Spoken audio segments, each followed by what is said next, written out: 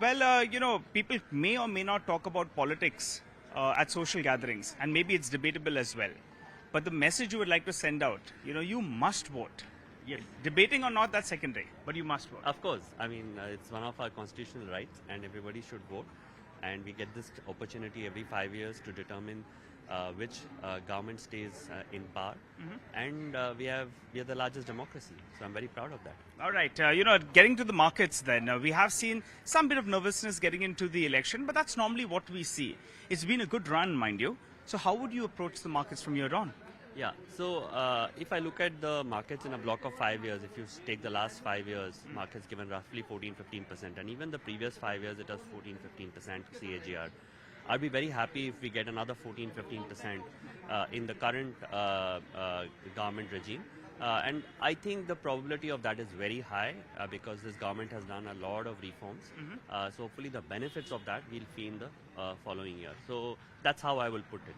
Yeah. All right, you make a very, very important point because the stage has been set and the benefits will start flowing in the coming years. But there have been various themes, whether it's railways, defense, capital goods. A lot of the stock prices are reflecting some part of this good news. So how would you approach these themes? Yeah, so I think there are pockets where the market is, over exuberant, and we will see time correction or sometimes even in price correction. But what we will also see is the earnings will be strong in some of the places, as I mentioned, like capital goods. You'll have pockets where, there'll be very strong earnings growth, especially on the utility side. We are very bullish on the utility, which is the government has focused on increasing the wind and the solar part of the, utility. And in general, we are seeing government is spending almost 10-11 lakh crores of, their allocation for capital expenditure. Right. All this will benefit the sector. Finally, it's stock specific, so I would leave it at that. All right. Sir, one question that I wanted to ask you is, the domestic money has been very good. Rock solid, you have a mature Indian investor out there, which has definitely been holding up the markets. But the problem is the FI flows have dwindled down. Do you think that they're waiting for let a stable government come in there, let us see some kind of continuity, and then they come back? And if someone asks us, the markets, well, the upside could be limited as of now because we're already trading at elevated valuations. But maybe once the FIs come in, that's what could take us higher. Your comment? Yeah.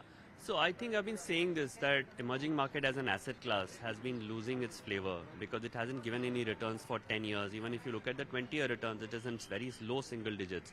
As a result, we are seeing outflows from emerging markets, and India is a collateral damage. What we are seeing, FI outflow, is also the fact that emerging markets are seeing outflows continuously. Yes. I think only two countries have given returns, which is India and Taiwan. If you take the last 10 years, in dollar terms, 7-8% returns they have given. Most of the other markets have been very poor. So I think eventually people will look at other asset classes, maybe in Asia, ex-China sort of an asset class. But we will see some flows once we see stable government. But as of now, I think it's more because the emerging market as an asset class is losing money, and that is what is reflecting in the FI outflows.